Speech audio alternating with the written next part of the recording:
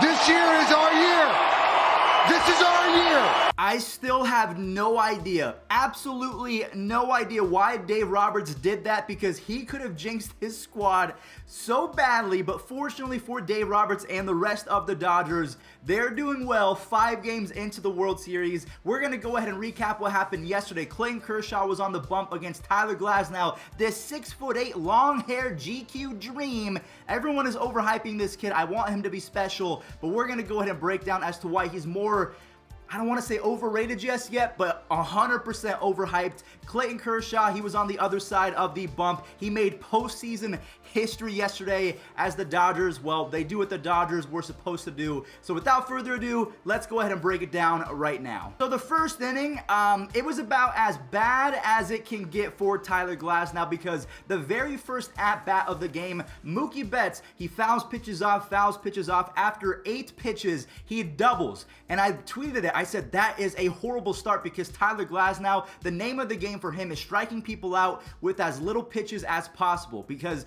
the way that it was looking is he wouldn't be able to go 4 or even 5 innings if they had multiple at-bats like that. So Mookie Betts doubles, then Corey Seager drives him in, and then Cody Bellinger drives in the second run of the game. And once the first inning was complete, like the half that Tyler Glasnow started, he had 25 plus pitches. Again, if you're trying to go deep into the game, that is never going to work. But then again, if you're a Rays fan, you don't really care, because you have so many bullpen pitchers that can come in and throw 2 or 3 innings that you don't really care if your starter goes 4 or 5, because the bullpen is going to have your back. Now, the second inning did not get any better for Tyler Glasnow, because Jock Peterson, he felt so comfortable in that batter's box. Anytime that he is facing a right-handed pitcher, you have to just sit back in your chair and think it's only a matter of time before he makes solid connection and the ball goes 428 feet the opposite way, which is exactly what happened up against Tyler Glasnow. So at the same time, Glasnow is struggling, but Clayton Kershaw is locked in.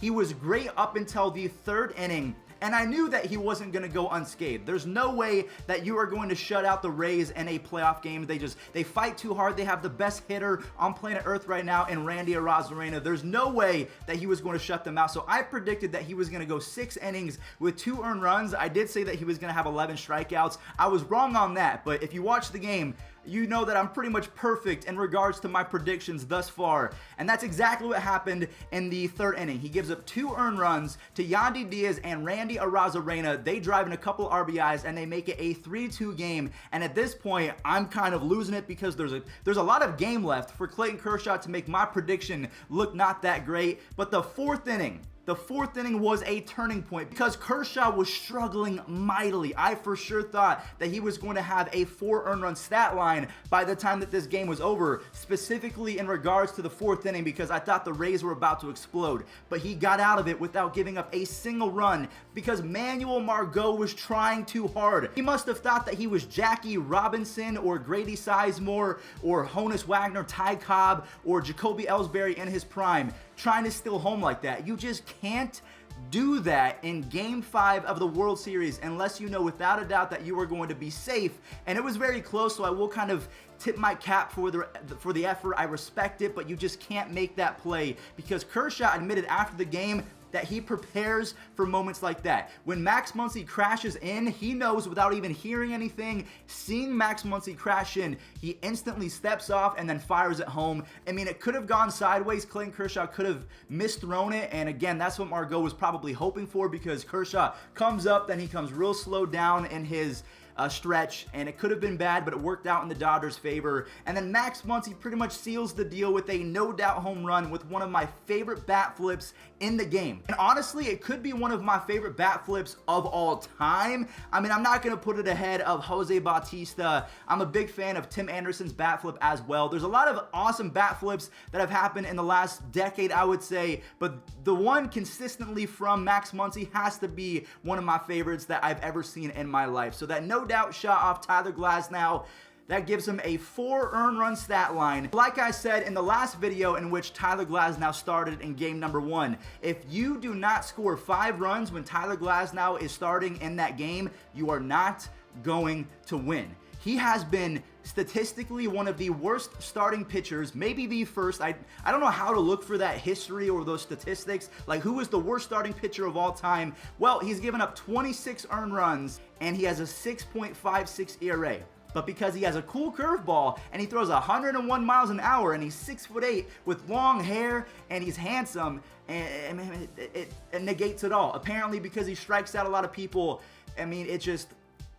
The guy has not been good for 2 consecutive postseasons. He had 1 dominant stretch of baseball and 12 starts back in 2019, and I thought that he was going to unlock something, that he found his groove, but then the postseason came and went. He wasn't good. Fast forward to 2020, his regular season ERA was +4 in the same amount of games that he started in 2019, and then into the playoffs, he's been even worse.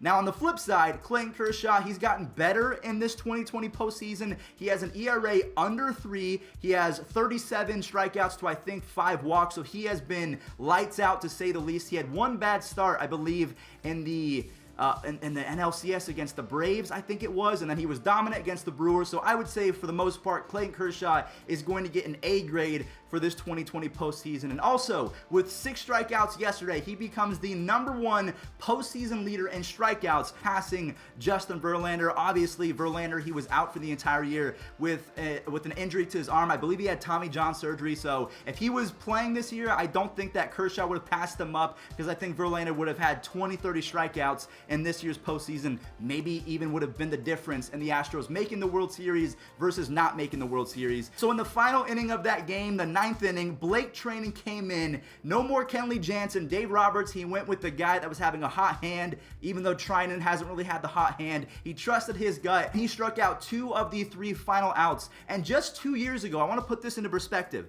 Just 2 years ago in 2018, Blake Treinen had one of the best relief seasons in the history of Major League Baseball, with a .78 ERA, a 1.82 FIP. He had 100 strikeouts in 80 innings. Now again, some would argue that's even a top 5 relief pitching season. I'm just going to go ahead and say it's top 10, because I haven't really done all the research. I mean, it's not that important, because 2 years later, he hasn't been as good as he was in that 2018 season, but he seals the deal. He puts the final nail in the coffin of Game 5 as he gets the final 3 outs. And that pretty much does it for Game number 5. You have Clayton Kershaw making history. Tyler Glasnow wetting the bed yet again. I would put him in the overhyped category. I still think that the sky is the limit. I'm not going to call him overrated just yet. I just think he needs to spend an offseason working on a third pitch, maybe a cutter, maybe a changeup, maybe a slider that dips away from right-handed hitters. Something needs to change, because he is completely hittable, and because he throws so hard, the ball is going to travel even further when a ball is squared up. So going into game number 6, we have Blake Snell versus, who is starting for the Dodgers? We will have Blake Snell versus Tony Gonsolin. Now, unfortunately, we're going to have to wait until tomorrow, because it's going to be on October 27th. Unfortunately, there are 0 baseball games today. There's almost no reason to exist, but I'm pretty confident that the Rays are going to fight tooth and nail to the very end, and Blake Snell's on the bump, so I think that they have the advantage in terms of starting pitchers. So let me know in the comment section down below. Do you think that Dave Roberts is going to regret saying this is our year, or do you think that Tony Gonsolin, who was great in the regular season, is going to post his best start of the postseason, ultimately Game 6 of World Series? Thank you all so much for watching. Stay safe out there and enjoy this day in MLB history. Muncy flies one in the air to left center.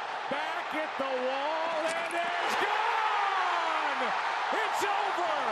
Muncy, a walk-off home run to win Game 3 in the 18th.